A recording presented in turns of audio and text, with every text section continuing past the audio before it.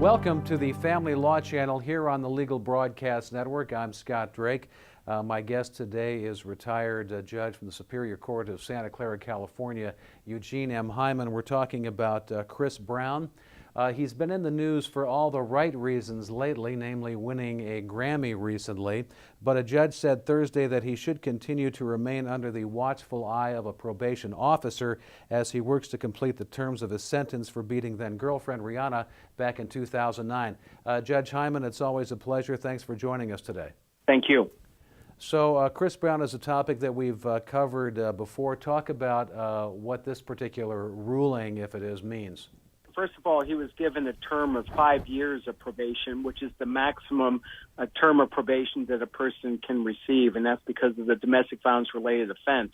It must be remembered that Rihanna received a very significant beating from him, and in a lot of locales, that would have been charged as a felony. But in Los Angeles, they determined that the appropriate charge was a misdemeanor, and he pled I believe no contest to that charge and was placed on probation with various terms and conditions.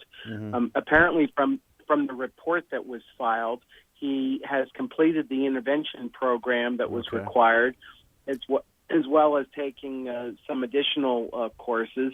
He's done about a half of his community service, and his attorney on his behalf, and it should be noted he wasn't present, which is a little bit unusual. Under California law, a person can appear by counsel in a misdemeanor case.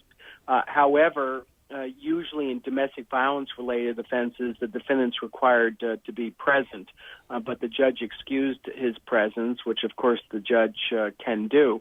The judge, after hearing arguments of counsel, decided that he should continue on formal probation. Since he lives in Virginia, he is reporting to a Virginia probation officer.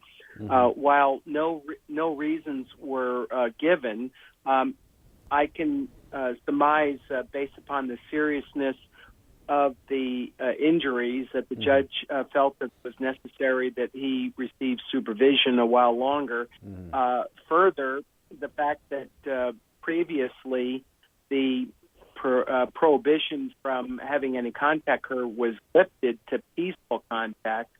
So perhaps the judge thought that since he is allowed to have peaceful contact, and my recollection is that he is in fact having contact with her, that perhaps there needed to be the additional safety factor of remaining on formal probation.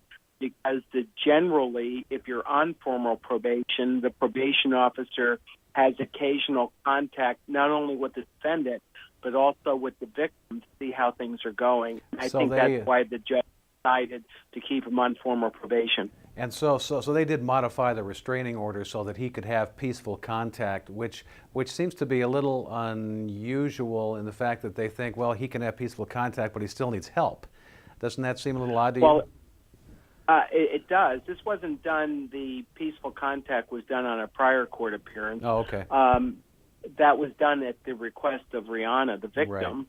Right. And this is always a difficult decision for a judge to make when you have a victim that wants to have peaceful contact. I'm assuming that he had probably completed the intervention program and had the reports from the intervention program, I'm assuming, were favorable. And on that basis, the judge felt comfortable honoring the victim's request and allowing them to have peaceful contact.